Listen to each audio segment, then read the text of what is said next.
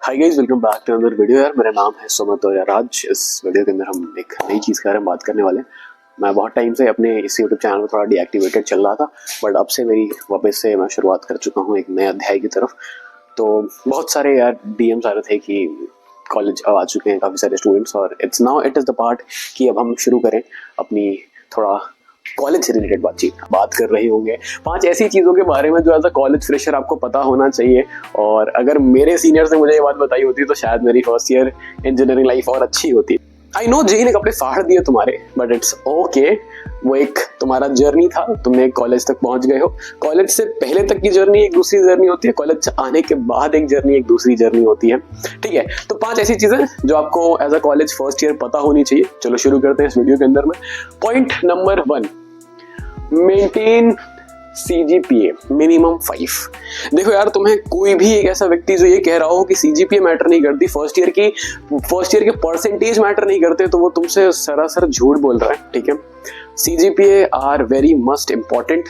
College में तुम कुछ भी करो लेकिन मिनिमम 7.5 सीजीपीए, इससे ऊपर ही रखना। अदरवाइज तुम न जाने कितनी अपॉर्चुनिटी अपनी लाइफ में खो दोगे, तुम्हें पता भी नहीं है। तुम्हें मैं बहुत छोटी सी चीज बताता हूँ। जैसे अज्यूम करो कि तुम्हारे पास में कोई कंपनी आती है तुम्हें प्लेसमेंट के लिए सिलेक्शन देने के लिए, बट उनका सिलेक्शन क्राइटेरिया है कि जिनकी 7.5 सीजीपीए से ऊपर सीजीपीए है, सिर्फ वही उनकी कंपनी की इंटरव्यू दे सकते हैं, अदरवाइज वो इंटरव्यू भी नहीं दे सकते। तो अज्यूम करो कि तुम्हारे पास में स्किल सेट बहुत ज्यादा है, बट अगर तुम्हारी 7.5 से कम सीजीपीए है तो डेफिनेटली तुम उस कंपनी की इंटरव्यू नहीं दे पाओगे एंड एट लास्ट तुम्हारी प्लेसमेंट भी नहीं लगेगी। तो पहला point, you have to maintain your CGPA anyhow। 7.5 से ऊपर रखो और मेंटेन हो जाती है।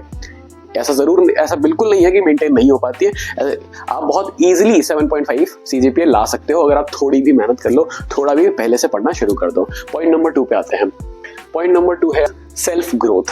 तो यार ये चीज समझने की जरूरत है कि ये एक बहुत इंपॉर्टेंट पार्ट है तुम्हारी पूरी कॉलेज लाइफ का। College is not all about कि तुम क्लासेस आ रहे हो तो प्लेसमेंट की फिर से तैयारी में लग गए, तुम फिर से डीएसए कोडिंग करना शुरू कर दिया और तुमने अपनी सेल्फ ग्रोथ पे काम नहीं किया है।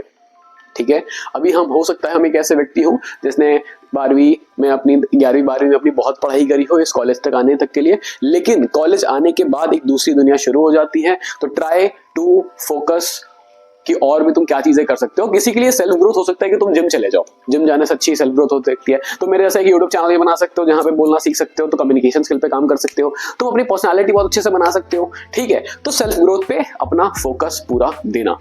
Point number 3, participate in the extra activities.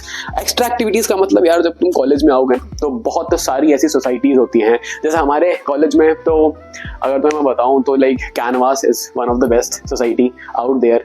और जैसे तुम अगर एनएसयूटी के होगे तो तुमको जरा भी पता होगा कि कैनवास क्या क्या करती है। So it's very great society. तो ऐसे काफ़ी सारी सोसाइटीज़ हैं कॉलेजेस के अंदर में जो जिन्हें तुम ज्वाइन कर सकते हो, और तुम्हारी college life will be only fascinated if you join societies in your college. ठीक है, पॉइंट नंबर 4 की बात करता हूँ। पॉइंट नंबर 4 है यार साइड हसल।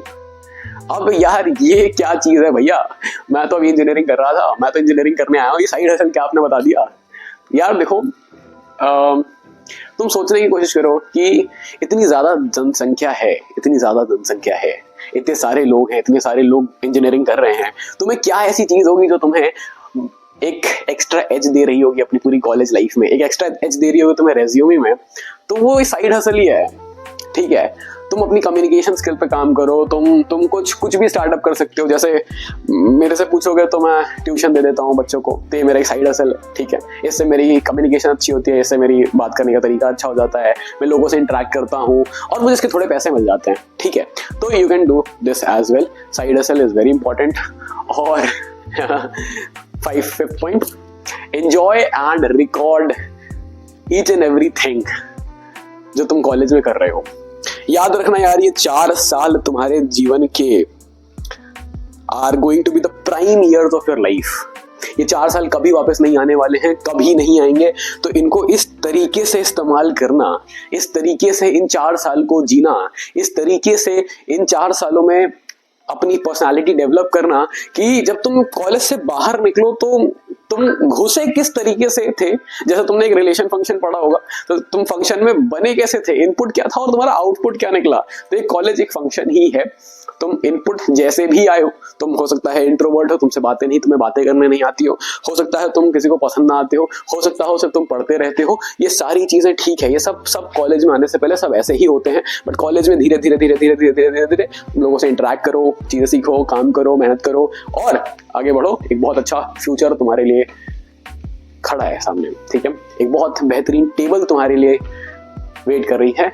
बस उस टेबल तक तुम जब पहुंच जाओ, जितनी मेहनत करोगे उतनी बढ़िया टेबल तुम्हारे लिए वेट कर रही होगी, ठीक है। एक प्रोटिप यार, एक प्रोटिप ये है कि लॉट ऑफ फ्रेंड्स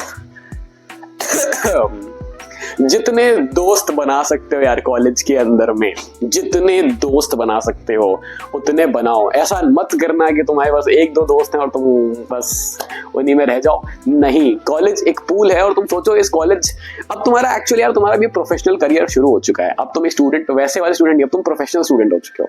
ये सब प्रोफेशनल कोर्सेज हैं। तुम इसके बाद कंपनीज में जाओगे और कंपनी में भी तुम यही कर रहे होगे, तुम कम्युनिकेशन कर रहे होगे, तुम कंसल्टेंसी जैसी जॉब्स ले रहे होगे।